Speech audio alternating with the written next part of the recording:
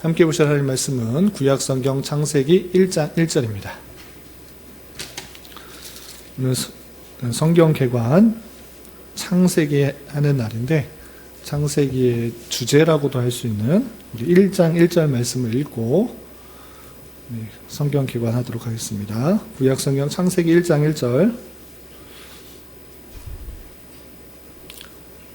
찾으셨나요? 네, 함께 봉독합니다. 태초에 하나님이 천지를 창조하시니라. 아멘. 우리 지난주부터 해가지고 우리 신구약 성경 개관을 왜 배우는지에 대해서 잘 살펴보았습니다.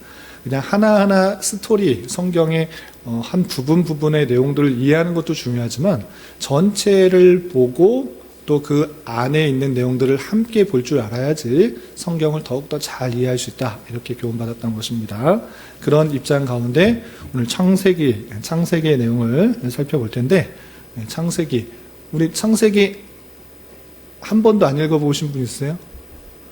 창세기는 한 번씩 다 읽어보셨죠? 창세기는 1장부터 50장까지 되어 있지, 길게 되어 있지만 내용이 다 이야기 형식으로 되어 있어서 또 신기하고 재미있는 이야기가 많이 있어서 한 번씩은 다 읽어보셨을 것입니다.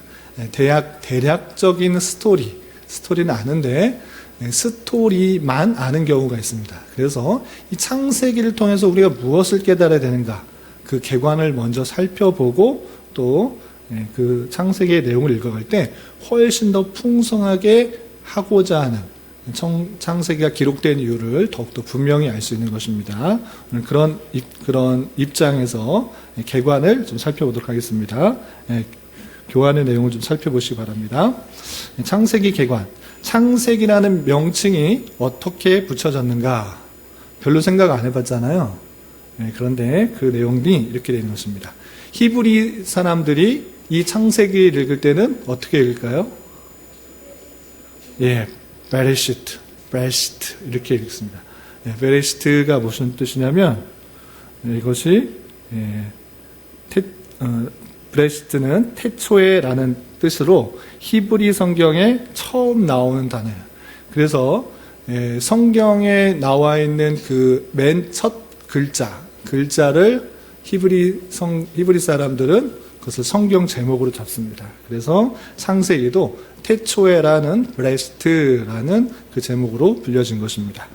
그런데 우리나라 말로 어떻게 창세기로 불려졌는가? 태초에가 아니라 창세기라 불려졌는가? 이것은 중국 성경에서 번역된 것을 그대로 차용했기 때문에 그렇습니다. 중국어 성경에 창세기, 여러분들 한자 있죠?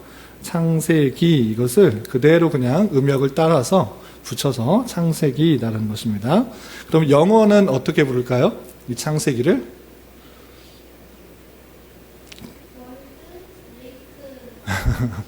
월드 메이크 스토리? 여기 써 있잖아요. 교환에 다 써 있죠. 영어 명칭은 제네시스. 우리 차에도 제네시스 있잖아요. 제네시스 차 알아요? 현대에서 나오는 그 차인데 그 이름이 원래적으로 창세기에 먼저 쓰여져 있었어요.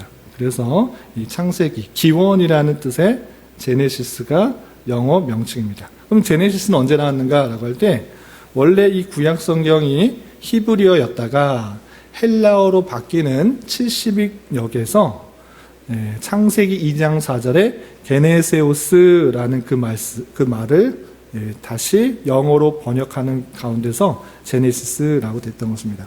그러면 이 헬라어 게네세오스라는 뜻은 무엇인가 라고 할 때 기원이라는 뜻입니다. 기원.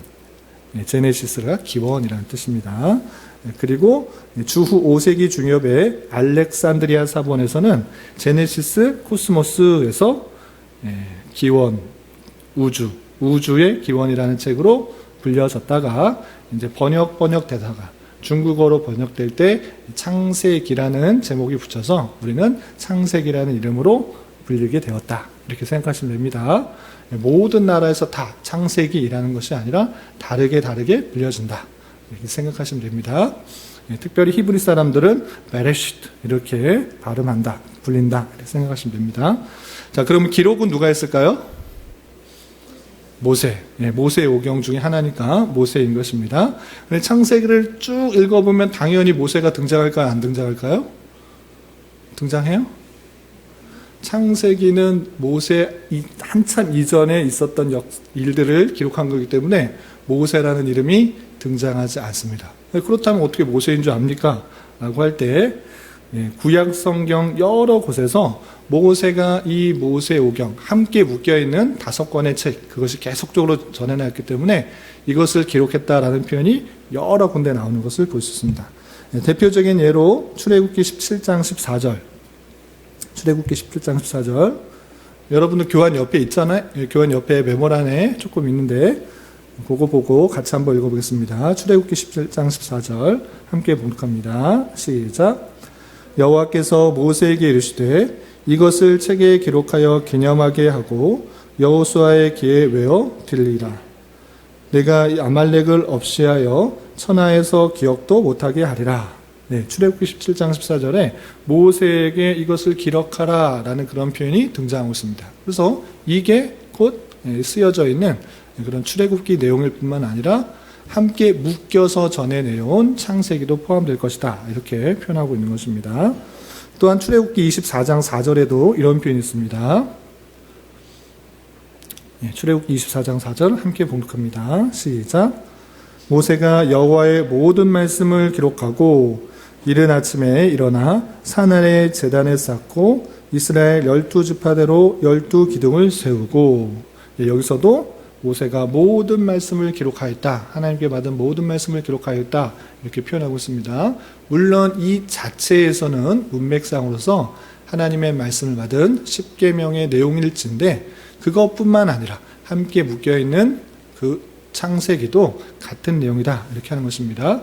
그래서 모세오경이 우리는 5권의 성경, 모세가 지은 성경이다라고 해서 5권의 분리된 책으로 생각하기 쉽잖아요. 그런데 그냥 함께 묶여 있는 것입니다. 우리가 장과 절을 놔두듯이 내용에 따라서 창세기도 나누고 출애굽기도 나오고 또 민수기도, 신명기도 이렇게 나누는 것입니다. 레위기도 이런 식으로 나누는 것입니다.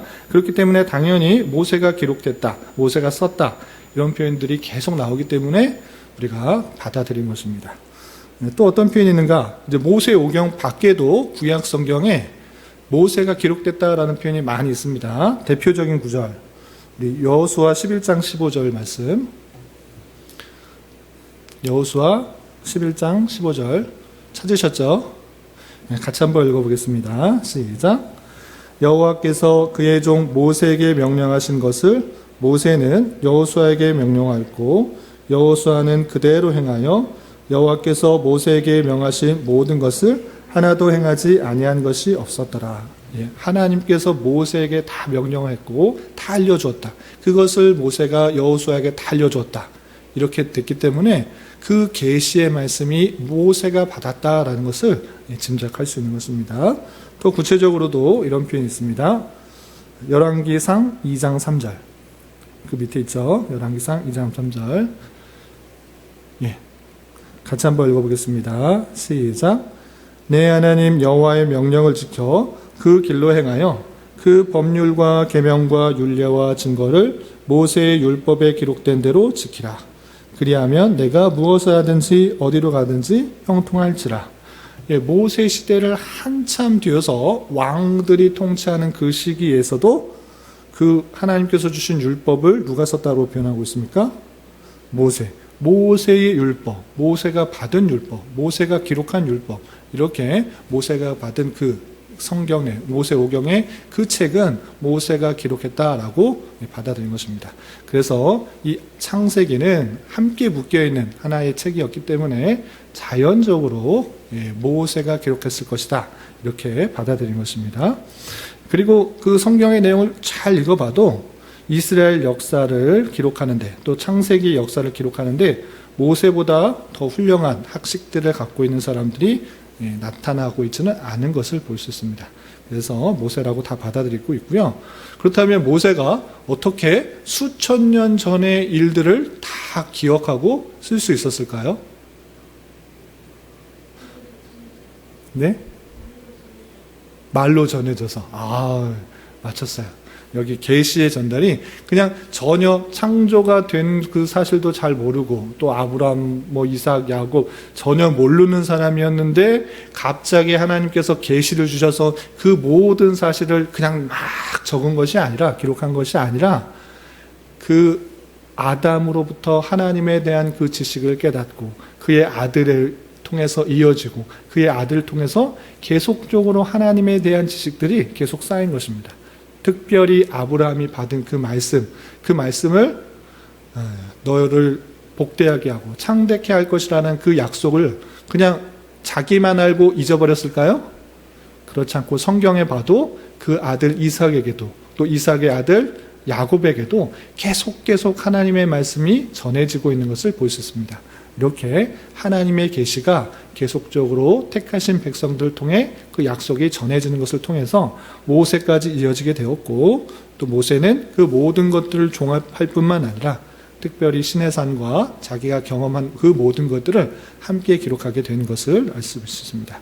특별히 창세기의 내용들은 전에 내려온 내용들을 다 수집하여서 기록했다, 이렇게 생각하시면 되겠습니다.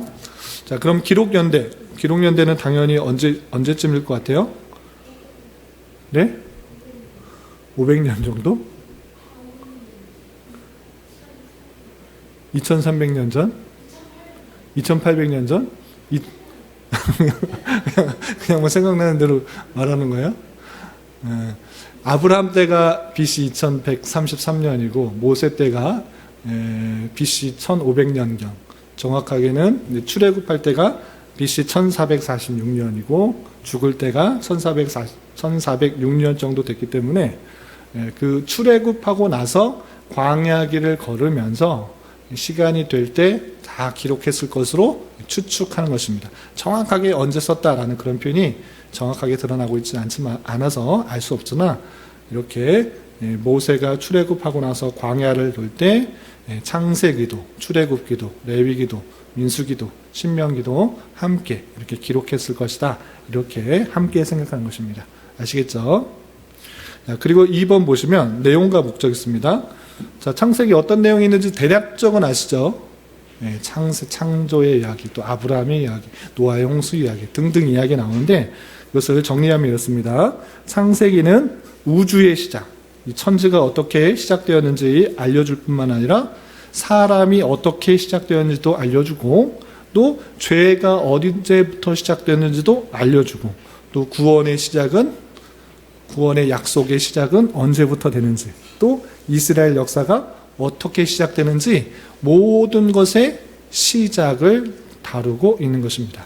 그래서 한마디로 또 표현하자면 창세기는 시작의 책이다, 서론적 책이다, 이렇게 표현할 수가 있는 것입니다. 그리고 이 책의 기록 목적을 보시면 창세기는 이스라엘 역사만 담고 있는 것이 아니라 1장부터 11장까지 내용을 보면 원역사, 근본적인 역사라고 불리는 이스라엘 민족이 등장하기 때문에 이전의 세상 모습을 보여줄 수 있습니다. 그리고 창세기 1장은 천지에 대한 이스라엘의 신앙 고백을 담고 있습니다. 창세기 1장 보면 천지가 어떻게 만들어지는지를 나오기 때문에 그것에 대한 이스라엘 백성들의 신앙 고백들이 어떠한지를 잘 보여주고 있고, 또 창세기 12장 이후에는 아브라함 이후의 내용들이 나오는데 이스라엘 백성의 조상에 관한 이야기를 보여준다는 점에서 창조주 하나님과 하나님의 구속의 시작, 그리고 하나님의 선택을 보여주는 것입니다. 그래서 1장부터 11장까지는 창조주 하나님에 대한 그 내용들이 잘 드러나고 있고, 또 그 많은 사람들 중에 아브라함을 택하여 불러서 그 약속을 주신 것에 대해서 구속이 어떻게 시작되는지를 또 생각해 볼 수가 있고, 그리고 하나님의 선택, 아브라함을 선택하신 것, 그것이 선택된 그 내용들을 또 강조하고 있는 그 모습을 볼 수 있습니다. 이렇게 내용들을 좀 살펴볼 수 있고, 그러면 창세기는 총 1장부터 몇 장까지 있죠? 50장까지 있습니다. 그래서 내용을 크게 이해하기 쉽게 해서 두 부분을 나눌 수 있습니다. 몇 부분? 두 부분. 1장부터 11장까지는 세상의 원래 역사, 창조가 어떻게 되는지, 사람이 어떻게 창조되었는지, 죄악이 어떻게 발생했는지, 인류가 왜 이렇게 한 곳에 모여지지 않고 뿔뿔이 흩어지게 되었는지 그 내용에 대해서 아주 간략하게 다루고 있습니다. 수천 년이라는 그런 시간이 지났음에도 불구하고 그것에 대해서 표현하지 않고 그냥 11장의 내용으로 압축하여서 창조는 어떻게 됐고, 사람은 어떻게 나왔고, 죄는 어떻게 나왔고, 인류는 어떻게 흩어졌는가, 이것에 대해서 간략하게 기록한 것이 세상의 원 역사인 것입니다. 그리고 12장부터 50장까지 길게는 어떤 내용이 있다? 족장시대의 역사가 있는 것입니다. 그래서 여러분들 잘 알고 있는 아브라함의 가족으로 구성된 그런 집단들의 일들이 계속적으로 나타나잖아요. 이것을 족장시대다 이렇게 표현한 것입니다. 그래서 아브라함의 이야기, 야곱의 이야기, 요셉의 이야기, 이렇게 크게 세 가지 이야기로 구성되어 있다 생각하시면 됩니다. 그래서 12장부터 25장까지는 아브라함과 그의 아들 이삭의 이야기, 그리고 26장부터 35장까지는 이삭의 아들 야곱의 이야기, 그리고 36장부터 50장까지는 요셉의 이야기, 이렇게 크게 세 인물의 족장의 이야기가 나온다 이렇게 생각하시면 되겠습니다. 근데 한 번쯤 다 들어보셨죠?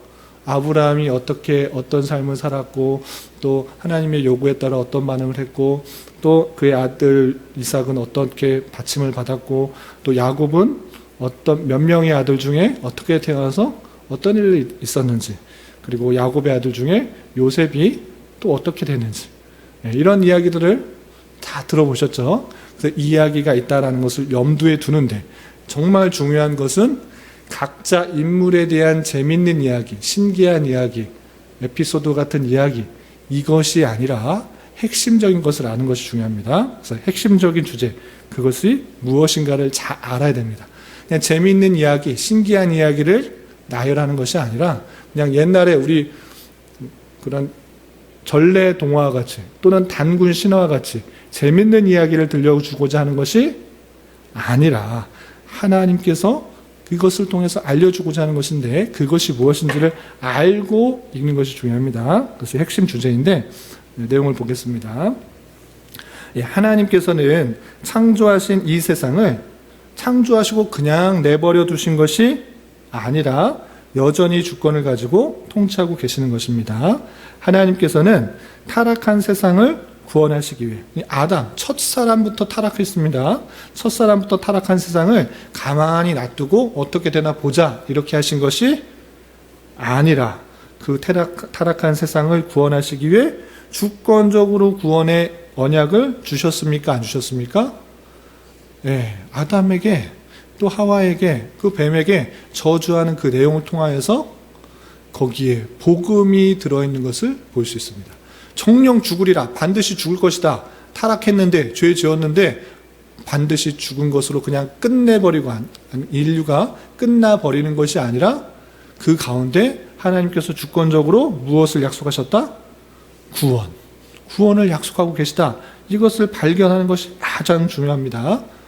아시겠죠? 그리고 거기서 그치는 것이 아니라 그 구원의 약속이 창세기 12장과 15장에 하나님께서 아브라함을 택하여서 부르시고 그에게 약속하심으로 또다시 그 약속이 계속적으로 이어지고 있다는 것을 발견하는 것이 중요합니다. 아시겠죠? 그냥 따로따로 이야기, 죄 지은 이야기가 이렇게 됐구나, 또 아브라함을 택하여 부르신 이야기가 이렇게 됐구나, 따로따로 이야기를 생각하는 것이 아니라 계속적으로 하나님께서는 약속해 주시고 말씀해 주시고 일하고 계시다는 것을 발견하는 것이 중요한 것입니다. 이렇게 하나님께서는 아브라함을 부르시고 그와 언약하심으로, 약속하심으로 하나님께서 그 택하신 백성에 대한 구원을 약속하시는 것을 볼 수 있습니다. 이 구원의 약속은 전적으로 하나님의 주권 가운데 이루어지는 것이며 완성하시기까지 멈추지 않으시고 점진적으로 밝혀주면서 깨닫게 해주시며 이루어 가시는 것입니다. 사람이 어떻게 했기 때문에 구원하시는 것이 아니라 하나님께서 약속하셨기 때문에 그 구원을 이루어 가시는다, 이것을 계속적으로 발견하는 것이 나타나야 되는 것입니다. 사람의 어떠함에 불구하고, 사람의 죄악됨에도 불구하고, 사람의 실수에도 불구하고 하나님이 주권적으로 그 백성들을 신실하게 이루어 가시는 것을 발견하는 것이 중요하다는 것입니다. 그리고 이 구원의 언약이 출애굽한 이스라엘에게도 구체적으로 되면서 궁극적으로 예수 그리스도를 성취하는 것이 성경에 계속적으로 표현되고 있는 것을 발견하는 것이 중요합니다. 이것을 통해 하나님의 언약은 인간의 실패나 인간의 연약함에도 불구하고 하나님의 절대적인 주권에 의해서 이루어지고 완성되고 있다는 것을 발견하는 것이 아주 중요한 것입니다. 성경의 재미있는 이야기인 것이 그치는 것이 아니라 하나님께서 인간의 부족함과 연약함과 죄성에도 불구하고 그 구원의 계획은 신실하게 이루어가고 있구나를 발견하는 것이 아주 중요하다. 아시겠죠? 그리고 때로 하나님의 언약이 이루어지지 않을 것 같은 상황에 놓여 있지만 하나님은 그 모든 것을 통하여 선하신 뜻을 이루고 구원의 언약을 완성하시는 것을 우리는 발견하는 것이 중요한 것입니다. 인간의 부패, 인간의 타락, 인간의 죄악, 인간의 연약함, 이 모든 것에서도 하나님께서 약속하신 것은 어떻게 한다? 반드시 이루신다. 이것을 발견하는 것이 중요합니다. 그럼 진짜 어떻게 나타나는 것이냐? 그 주제가 어떻게 드러나는 것인가? 좀 보도록 하겠습니다. 네, 보시면 창세기의 그리스도, 중보자, 그 구원자에 대한 내용들이 신실하게 예표되고 있고 약속되고 있다는 것을 발견하는 것이 중요합니다. 다시 한번 성경에 아브라함의 이야기가 어떻게 됐는지, 나이가 몇 살 때 무엇이 됐고 어떻게 됐고 어디로 이동했고, 그것을 아는 것보다 더 중요한 건 무엇이냐? 이 이야기를 통해서 그리스도가 어떻게 예표되고 있는지, 이것을 아는 것이 더 핵심인 것입니다. 그래서 보시면 창세기에 나타난 그리스도를 발견할 수 있는데, 성경의 주제, 전체 주제는 지난주에 살펴본 것 같이 예수 그리스도인 것입니다. 그리고 그리스도를 통한 인간의 구원이기 때문에 존재하는 이 세계와 그 가운데 있는 모든 역사는 인류 구원을 위한 구원의 장이고 또 수단인 것입니다. 그러므로 아담의 타락 이후에 하나님의 곧 구원의 계시를 나타내었고, 그 구원의 계시가 창세기 속에 계속적으로 나타나고 있다는 것을 발견하면서 읽는 것이 아주 중요한 것입니다. 그럼 어떻게 나타나냐? 1번 보시면 혈통적 맥락에서 예언된 그리스도 있습니다. 우리가 아까 말씀드렸던 여자의 후손 창세기 3장 15절에 보시면 옆에 메모란에 있습니다. 잘하는 구절이죠. 원시 복음이다 라고 표현되는 것인데, 내가 너로 여자의 원수가 되게 하고 내 후손도 여자의 후손과 원수가 되게 하리니 여자의 후손은 내 머리를 상하게 할 것이요 너는 그의 발꿈치를 상하게 할 것이니라, 이렇게 약속하셨던 것입니다. 여자의 후손, 뱀의 후손, 뭘 자꾸 상한다고 하나, 뭘 이렇게 발꿈치를 상하고 머리를 상하게 한다는 것인가, 무슨 뜻인가 잘 모를 수 있는데, 성경 전체를 살펴보면 이 말씀이 단순히 발꿈치를 상하게 하고 머리를 깨지게 하는 그런 정도의 이야기가 아니다라는 것을 알 수 있습니다. 그것은 하나님께서 택하신 백성을 구원하시겠다는, 사망 권세를 깨뜨리고 다시 구원하시겠다는 약속인데, 여기서 분명히 여자의 후손이라는 내용이 나오죠. 그 여자의 후손은 창세기 4장 25절에 가면 셋의 후손으로 계속적으로 이어지는 것을 볼 수 있습니다. 4장 25절, 창세기 4장 25절 메모란에 있죠. 같이 한번 읽어보겠습니다. 시작. 아담이 다시 자기 아내와 동침함에 그 아들을 낳아 그의 이름을 셋이라 하였으니, 이는 하나님이 내 가인이 죽인 아벨 대신에 다른 씨를 주셨다 함이며, 라고 하면서 하나님께서 다른 씨를 주셔서 계속적으로 그 계보를 이어가고 있는 것을 표현하고 있다는 것을 강조할 수 있습니다. 이 아벨의 대신 주신 씨, 이 셋을 통하여서 계속적으로 그 계보가 이어지는 것을 볼 수 있습니다. 그리고 창세기 9장 27절에는 이런 표현이 있습니다. 창세기 9장 27절 함께 읽어보겠습니다. 시작. 하나님이 야벳을 창대하게 하사 셈의 장막에 기억하게 하시고 거하게 하시고 가나안은 그의 종이 되게 하시기를 원하노라 하였더라. 예. 노아의 후손 중에 셈의 후손을 통해 계속적으로 그 자손, 하나님의 자손, 여자의 후손, 그 씨가 이어져 가고 있다는 것을 강조하고 있구나. 이것을 살펴야 되는 것입니다. 그리고 창세기 12장 3절. 창세기 12장 3절.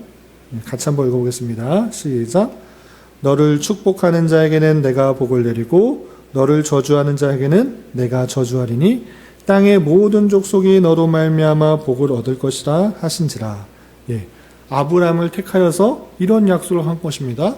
아브라함이 힘이 많고 능력이 많고 믿음이 좋고 아주 뛰어나서 그걸 택해서 구원하신 것이 아니라 그냥 많은 사람들 중에 하나님께서 택하신 것입니다. 아브라함 불러서 다시 한번 잊을만 했던 그 약속, 여자의 후손, 머리를 상하게 할 그 여자의 후손의 이야기를 다시 하고 있는 것입니다. 그래서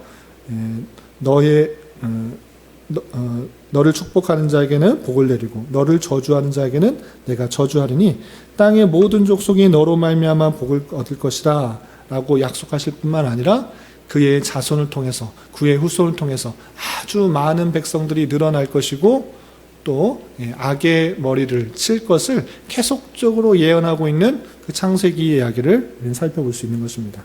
여기서 끝나는 것이 아니라 창세기 21장 12절에 있어서도 아브라함에게 있어서 정말 자신의 힘으로 나을 수 없는 그 일들을 통해서 특별히 이삭이라는 그 아들을 통하여서 내 씨라 부를 것이다 이렇게 표현하고 있는 것입니다.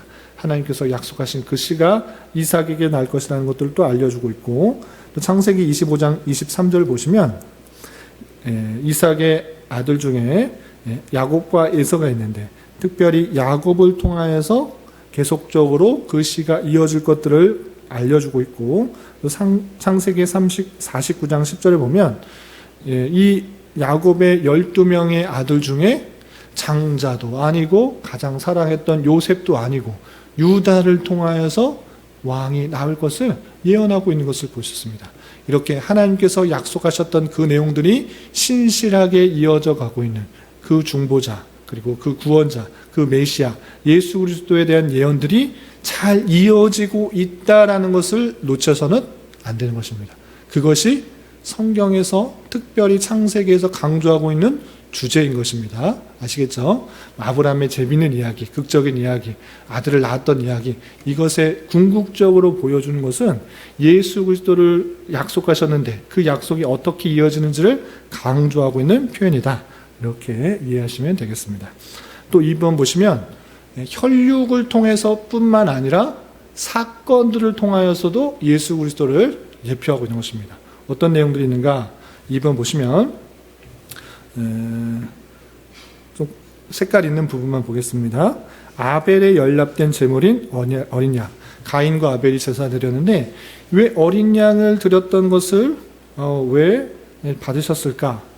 물론 다른 견해도 있지만 한편으로는 이것을 어린 양이 하나님의 어린 양 예수를 생각할 수 있도록 하는 하나의 예표적 성격을 갖고 있다라고 생각할 수도 있고 또 아브라함에게 나타난 멜기세덱이 이 멜기세덱에 나타난 것을 히브리서는 이것은 멜기세덱의 반차를 따라서 예수님이 오셨다 이렇게 표현하고 있는 것을 볼 수 있습니다.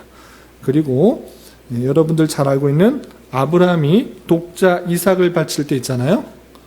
모리아 산으로 데려가서 이삭을 바쳤던 것, 독자 이삭을 바쳤던 그것이 예수 그리스도를 예표하고 있는 그 모습을 생각할 수 있는 것입니다.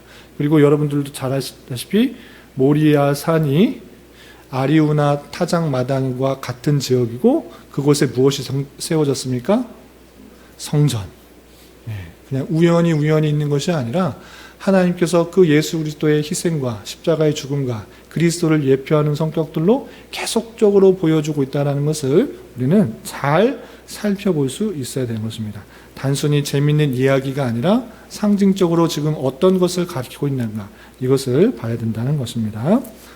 그리고 야곱에 의해서 사랑받고 형들에게는 미움을 받았으나 결국 형제들의 구원자가 된 요셉, 이 요셉도 앞으로 오실 예수를 예표하고 있는 것입니다. 이렇게 다양하게 그 성경의 내용들이 재밌는 이야기, 신기한 이야기로 하는 것이 아니라 이 성경은 궁극적으로 누구를 예표하고 있다? 계속적으로 예수 그리스도를 얘기하고 있는 것입니다. 구원자를 얘기하고자 하는 것이지, 아브라함의 훌륭한 믿음, 야곱의 훌륭한 믿음, 물론 믿음이 좋은 것도 있지만 그것을 궁극적으로 말하고자 하는 것이 아니라 하나님께서 택하신 백성들을 구원하시기 위해 어떤 은혜들을 끼치고 있는지, 어떻게 역사하고 계시는지를 알고 읽어야지 제대로 읽는 것이다. 이것을 말하고자 하는 것입니다. 아시겠죠? 우리가 야곱의 아들 중에 요셉이 형들의 시기를 받아서 애굽에 팔려가서 총리가 되었다. 그런데 이 요셉은 어렸을 때 꿈을 꾸고 있어서 꿈을 꾸는 자가 총리가 될 수 있다. 우리도 어렸을 때부터 큰 꿈을 갖고 총리가 될 수도 있다라는 꿈을 가지고 어떤 어려움들 잘 겪으면 총리가 될 수 있다. 이것을 말하는 것이 아닙니다. 성경은 어렸을 때부터 큰 꿈을 가지고 있으면 총리가 된다. 이것을 말하고자 하는 것이 아닙니다. 그런 위인전이나 좋은 교훈을 주는 것이 아니라 계속적으로 예수 그리스도를 예표하고 있다. 이것을 놓치지 않으면 잘못 적용할 수 있다는 것을 잘 깨닫고 나가야 되는 것입니다. 이해가 되셨죠? 이 큰 그림을 잡지 않으면, 큰 주제를 잡지 않으면 성경을 잘못 적용하고 그냥 나의 유익과 또 만족과 또는 기쁨과 그것을 위해서 어떤 한 부분만을 가져오려고 하는 그런 오류가 있는데, 오용할 수 있는데 그렇게 적용하면 안 되는 것이고, 성경이 궁극적으로 말하고자 하는 것은 택하신 백성들을 구원하시기 위한 하나님의 놀라운 주권 가운데 어떻게 그 사랑을 이끌어 가시는가를 봐야 되는 것입니다. 이 큰 주제를 잘 잡고 창세기를 읽어 나가야 되는 것입니다. 아시겠죠? 이제 거의 큰 주기는 다 끝났어요. 요거를 알고 창세기를 읽으면 되는 것입니다. 그런데 덧붙여서 우리가 창세기, 성경의 처음 내용을 알았으니까 이것이 성경의 마지막과 어떤 연관성이 있는지를 함께 보면 더 성경에 대해서 놀랄 수밖에 없는 것입니다.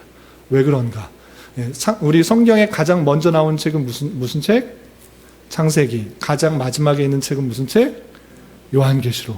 이것이 그냥 있는 것이 아니라 처음과 끝이 완전하게 대칭을 이루고 또 구조를 이루어서 얼마나 완성되고 있는가를 잘 보여주고 있는 것입니다. 사람이 쓰라고 해도, 어떤 뛰어난 작가가 쓰라고 해도 도저히 쓸 수 없는 일이지만 하나님께서 쓰셨기 때문에 이 모든 시작들이 완성되고 있는 것을 우리는 성경 통해서 발견되는 것입니다. 어떤 내용들이 있는가? 이번에 보시면 요한계시록과 관계성이 있는데 9가지 재미있는 사실들이 있습니다.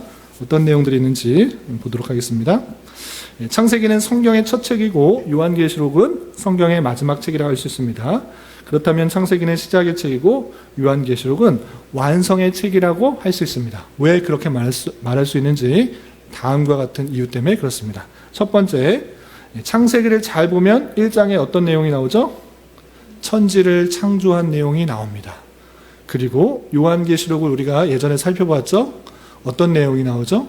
모든 것들이 완성될 때, 주님께서 재림하실 때 새하늘과 새 땅, 천지가 새롭게 바뀌는 그 내용을 말하고 있는 것입니다. 보입니다. 그냥 우연히 맞췄나 보다 이렇게 생각할 수 있는데, 두 번째 내용을 보겠습니다. 2번 보시면 창세기는 해가 나타나고 달과 별들이 비침을 말하고 있습니다. 그런데 그것과 유사한 표현이 또 등장합니다. 요한계시록 21장 23절 보면 하나님께서 계시는 그 성 안에 해와 달과 별들의 비침이 쓸데없고 주님은 자신의 영광으로 빛난다고 하시는 그 모습을 볼 수 있습니다. 창세기에 나왔던 그 내용들을 완성하고 있는 모습들이 계속적으로 그려지고 있는 것입니다. 해, 달, 별, 그것이 비춰져야지만 밝아진 것인가? 그렇지 않고 오직 하나님의 참된 영광이 그곳에 있게 될 것을 완성된 그곳에 있게 될 것을 보여주고 있는 것입니다. 그래서 창세기에 나타나는 천지창조의 그 에덴 동산의 모습이 앞으로의 천국에 있어서의 모습들을 예표하고 있는, 생각할 수 있는 그런 모습들을 하고 있다, 이렇게 보시면 됩니다. 그리고 3번 보시면 창세기는 신라권을 말했으나 요한계시록은 복락원을 말한다. 무슨 뜻입니까? 창세기에서는 에덴 동산에서 아담과 하와가 어떻게 됐어요? 쫓겨났습니다. 그 좋은, 하나님께서 보시기에 좋았던 그곳에서 쫓겨나는 일이 있었는데 요한계시록은 어떻다고요? 그 낙원에 다시 회복하는 일들을 말하고 있는 것입니다. 어떤 표현인가? 요한계시록 2장 7절. 요한계시록 2장 7절 찾으셨나요? 함께 읽어보겠습니다. 시작. 귀 있는 자는 성령이 교회들에게 하시는 말씀들을 들을지어다. 이기는 그에게는 내가 하나님의 낙원에 있는 생명나무의 열매를 주어 먹게 하리라. 하나님의 낙원에 있는 생명나무 열매, 뭡니까? 에덴 동산 중앙에 무엇인 나무가 있죠? 생명나무와 선악을 알게 하는 나무. 이것이 있었는데 아담과 하와가 왜 쫓겨났습니까? 선을 알게 하는 나무, 선악과를 따먹으로 말미암아 에덴 동산에서 쫓겨났습니다. 예전에도 말씀드렸는데 에덴 동산에 쫓겨나고 하나님께서 그 돌아오는 길을 어떻게 하셨을까요? 막으셨습니다. 왜? 돌아와서 복을 누릴까봐, 생명나무의 그 실과를 먹고 영생할까봐 그것을 화염검으로 막아둔 것을 볼 수 있습니다. 쫓겨난 것입니다. 그런데 이제 죄로 말미암아, 죄가 다 씻겨짐으로 말미암아 그 낙원에 갈 수 있다라는 것을 요한계시록을 말해주고 있다고요. 창세기는 쫓겨났는데 요한계시록에서 뭐였다? 거기로 다시 복귀했다. 이것을 말하고 있다는 것입니다. 여기뿐만 아니라 요한계시록 22장 2절에도 이렇게 표현되고 있는 것입니다. 요한계시록 22장 2절 같이 한번 읽어보겠습니다. 시작. 길 가운데로 흐르더라. 강 좌우에 생명나무가 있어 12가지 열매를 맺되 그 열매를 맺고 그 나무 잎사귀들은 만국을 치료하기 위하여 있더라. 요한계시록 2장 22장에 보면 완성된 하나님의 나라에 대해서 설명하고 있는데 그 보좌에서 물이 나오고 생명의 물이 나오는데 그 좌우에 무슨 나무가 있다? 생명나무. 생명나무, 여러분들은 성경을 제대로 읽었으면 어디에서 표현되고 있다는 것을 알 수 있습니까? 창세기 중에 어디? 창세기 1장, 2장, 에덴 동산에서 나오는 동산 중앙에 있는 나무, 3장에 나오나요? 네, 3장에. 네, 거기에서 나오고 있는 생명나무가 복을 상징하는데, 영생을 상징하는데, 그것에서 쫓겨났다가 이제 회복될, 주님께서 재림하실 그 완성될 새하늘과 새 땅에서의 완벽한 나라에 그 복된 생명나무, 영생의 나무가 있다라는 것을 통해서 무너졌던 것이 다시 회복되는구나, 이것이 완벽하게 대칭이 되어서 표현하고 있구나, 이것을 생각할 수 있는 것입니다. 아시겠죠? 그래서 창세기는 신라권 말하지만 요한계시록은 복락원을 말하고 있다라는 것을 표현하고 있고요. 또 4번 보시면 창세기는 마귀의 간교한 승리와 인간의 패배를 말합니다. 뱀에게 들어가서 유혹해서 죄를 짓게 만들었죠. 마치 승리한 것 같고 또 인간의 패배를 한 것 같아 보이지만 요한계시록은 마귀가 완전히 결박되어서 무적행 가운데 빠져 있다, 이렇게 표현하고 있는 것입니다.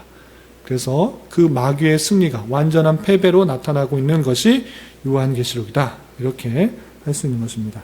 그래서 요한계시록은 마귀의 결박과 인간의 승리를 말하고 있다라는 것을 볼 수 있습니다. 또 5번 보시면 창세기는 범죄한 인간이 하나님의 낯을 피한 사실을 말하고 있으나 요한계시록은 전능하신 하나님 얼굴 앞에 나와 하나님 함께 장막에 거한다고 말하고 있는 것입니다. 죄를 범해서 하나님의 낯을 피해서 나무에 숨고 몸을 가리우고 죄가 하나님 가운데 가까이 있으면 안 된다는 것을 알아서 피했지만 이제 회복되고 완전하게 된 그 모습 속에서는 하나님과 대면하며 하나님 앞에 찬양하며 하나님 앞에 굽혀 경배하며 하나님께 영광을 돌리는 그 모습들로 드러나고 있는 것입니다. 창세기에서 완전히 대칭이 되어서 회복된 모습들로 계속적으로 보여주고 있는 것입니다.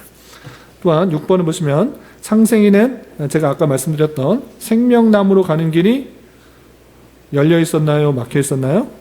막혀 있었습니다. 창세기 3장 24절에 하나님이 그 사람을 쫓아내시고 에덴 동산 동쪽에 그룹들과 천사들이죠. 두루 도는 불칼을 두어 화영검입니다. 생명나무의 길을 지키게 하시니라. 천사 두고 화영검을 두어서 다시 들어오지 못하게, 그 복락으로 들어오지 못하게 했지만 이제는 요한계시록에서는 그 생명나무에 갈 수 있는 권한이 회복되었다, 이렇게 회복을 말하고 있는 것입니다. 요한계시록 22장 14절, 자기 두루마리를 빠는 자들은 복이 있으니 이는 그들이 생명나무에 나아가며 문들을 통하여 성에 들어갈 권세를 받으려 함이라. 우리가 정결하게 되었을 때 그 생명나무로 갈 수 있다는 것을 계속적으로 보여주고 있는 그 요한계시록의 특징들이 있는 것입니다.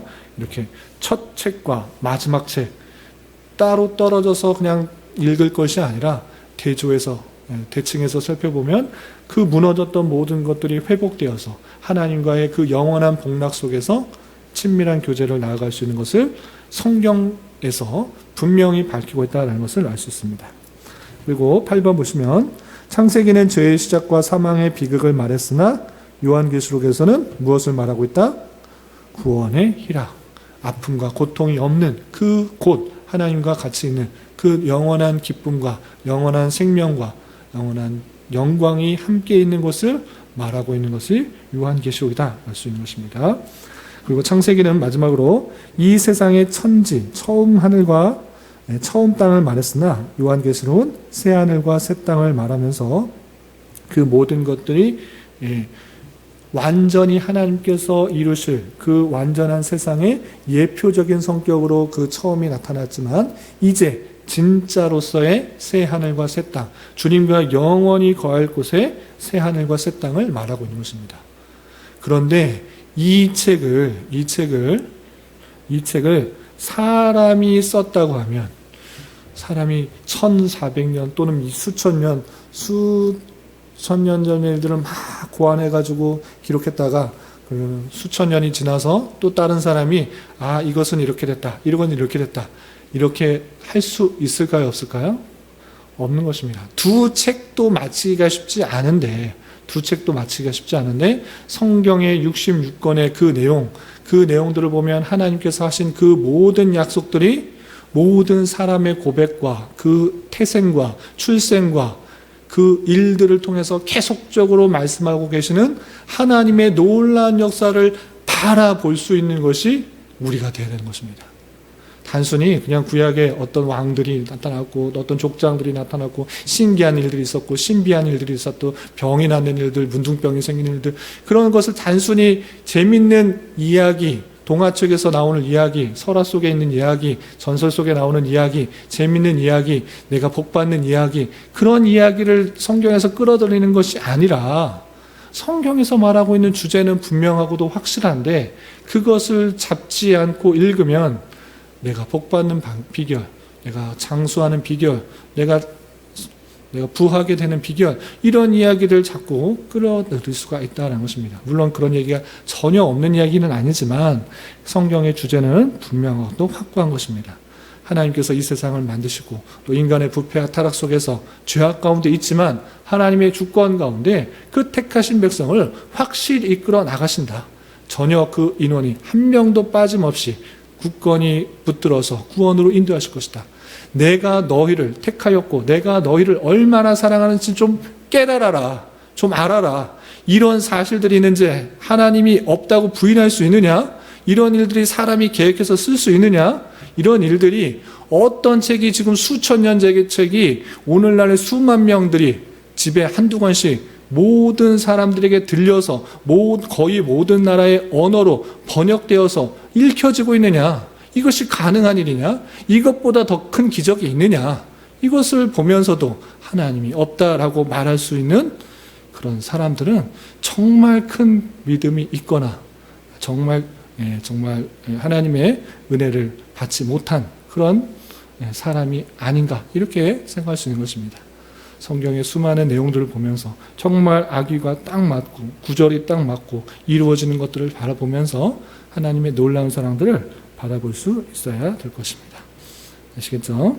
이런 관점들을 위해서 성경책을 읽어 나가야 될 것이고, 그 8번 있는데 이걸 하나하나 다 설명하면 시간이 너무 오래 걸릴 것 같아요. 그래서 제가 오늘날 창세기를 읽을 때 어떤 관점에서 읽는 것이 좋은지 질문만 하고 마치도록 하겠습니다. 8번입니다. 이런 관점 안에서 창세기를 읽는 우리들로서 자신에게 질문해 보시기 바랍니다.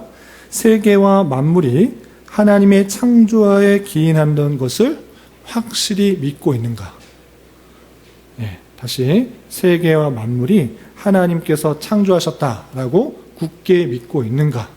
이것을 잘 살펴봐야 될 것입니다. 그냥 우연히 자연이 이루어진 것이 아니라 스스로 그러하여서 만들어진 것이 아니라 진화되어서 만든 것이 아니라 빅뱅에 의해서 그냥 수만 년, 수백만 년이 지나서 우연히 뭐 조합이 되고 우연히 단백질 생성되고 단백질이 어떤 게 되고 또 진화되어서 여러분들이 생긴 것이 아니라 사람이 아니라 이 모든 말씀들을 하신 그 말씀이 말씀대로 창조하셨다. 하나님의 능력으로 말씀으로 명하여 창조하였다라는 것을 굳게 믿고 있는 것을 잘 살펴봐야 될 것입니다.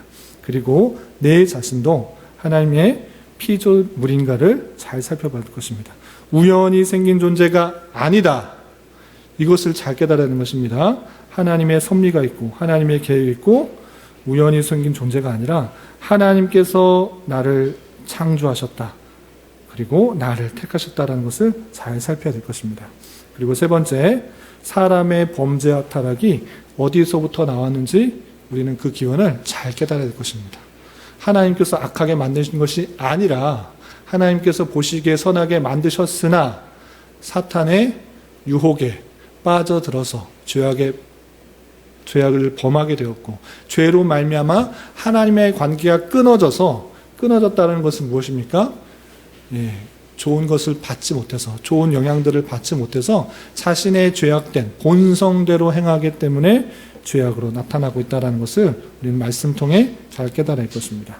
그리고 네 번째, 사람의 범죄로 인한 타락과 저주의 선언을 믿고 있는가? 하나님께서 그 범죄한 사람을 어떻게 한다고 했는데 그것을 확실히 말씀에 비유해서 믿고 있는가를 살펴봐야 될 것이고, 다섯 번째, 사람이 하나님의 언약의 대상인 것을 믿는가? 하나님께서 우리에게 약속해 주셨다는 것, 그것 참 놀랍고 신기한 일인 것입니다. 그러니까 우리들 그냥 애완동물이나 또는 애완동물이 아니고 뭐 바퀴벌레, 개미, 심지어 뭐 곤충, 해충 아니면 무슨 세균, 아주 하등해 보이는 보잘것없는 사람에게, 보잘것 없는 것에게 내가 약속을 해준다. 그것은 그 사람에게 얼마나 큰 은혜입니까?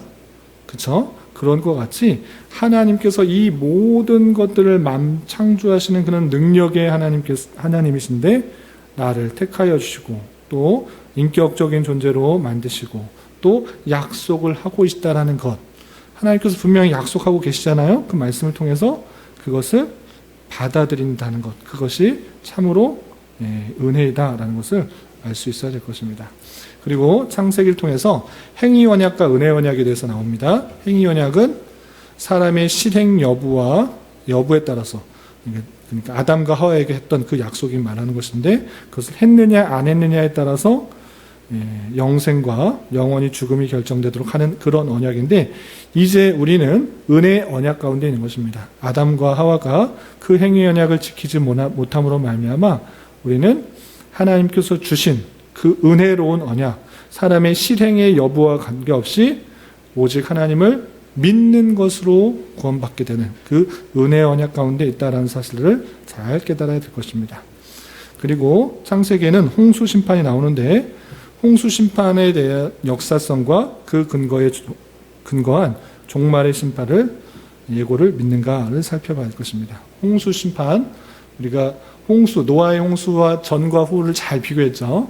그 과학적 역사들을 잘 살펴봤는데 그것에서 그치는 것이 아니라, 과학적인 그런 근거에서 그치는 것이 아니라 그것을 통해서 하나님께서 죄에 대하여 반드시 심판하신다는 것을 잘 깨닫고 그것을 또 기억하고 무지개를 통하여서 하나님께서 약속하신 그 내용들을 잘 알고 살아가는 것이 중요할 것입니다. 그리고 창세기의 내용 중에 바벨탑의 역사성과 그로 인한 언어 혼란, 그리고 성령으로 인한 언어의 재통일의 때가 있을 것을 기대하는가를 살펴봐야 할 것입니다. 홍수 이후에 바벨탑을 쌓았는데 하나님께서 언어를 혼란시키셨다, 이렇게 하고 있습니다. 자연적으로 사람이 흩어져 살다 보니까 언어가 나뉘어졌다, 이렇게 말하고 있지 않고 원래 언어는 하나였으나 바벨탑을 쌓는 그 모습을 통해서 하나님께서 나누셨다, 이렇게 표현하고 있는 것입니다.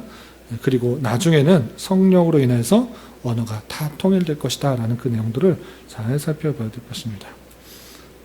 그리고 마지막으로 아브라함에 대한 부르심과 언약 가운데 우리가 오늘 포함되어 있다라는 사실을 잘 믿고 나아가야 될 것입니다.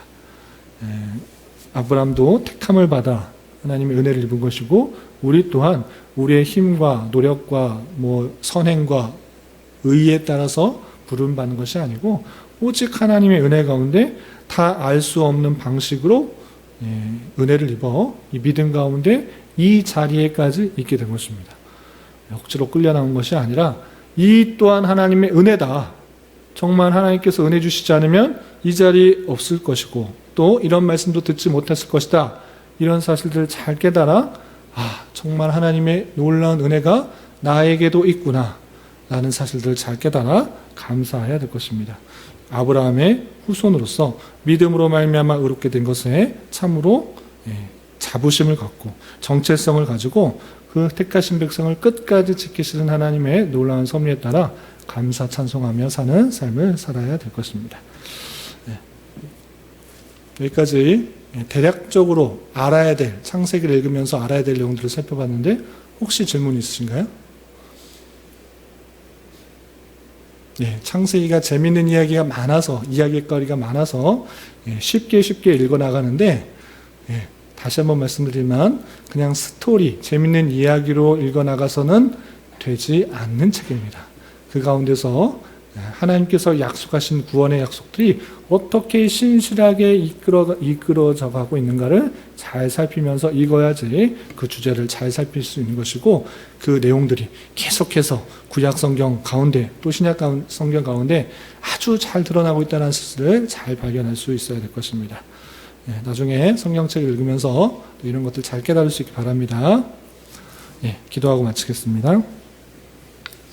하나님 아버지 감사합니다. 오늘 말씀을 통하여서 창세기 개관에 대해서 살펴봤습니다. 하나님께서 이 세상을 어떻게 창조하셨고 또 사람이 어떻게 창조되었으며 죄가 어떻게 들어왔고 또 하나님께서 택하신 백성인 이스라엘 백성들이 어떻게 시작됐는지를 알려주는 그런 책이지만 그 가운데서 하나님께서 택하신 백성들을 어떻게 신실하게 이끌어 가시고 또 구원하시는지를 잘 보여주는 그 책인 것을 우리는 깨달았습니다. 창세기를 읽을 때 이 사실들을 염두에 두고 한 장 한 장 잘 읽어나가게 하시고 또 한 절 한 절 속에서 주는 그 놀라운 은혜와 교훈들도 빠지지 않고 잘 깨달아 하나님의 그 놀라운 섭리 역사들을 감사 찬송하며 기뻐하며 살아갈 수 있는 자 되게 하여 주시옵소서. 한 해를 마무리하는 그런 시기입니다. 잘 결산하게 하시고 내년의 것들을 잘 계획하여서 하나님께서 보시기에 아름다운 성도요, 교회로 잘 성장할 수 있도록 주님 인도하여 주시고 또 성도들 개개인 가운데 여러 가지 기도 제목들 주님께서 아시오니 가장 선한 것들로 응답하여 주셔서 하나님의 또 신실하신 섭리하심들을 잘 발견할 수 있는 그런 시간들 될 수 있도록 주장하여 주시옵소서. 모든 말씀 예수님의 이름으로 감사히 기도드리옵나이다. 아멘.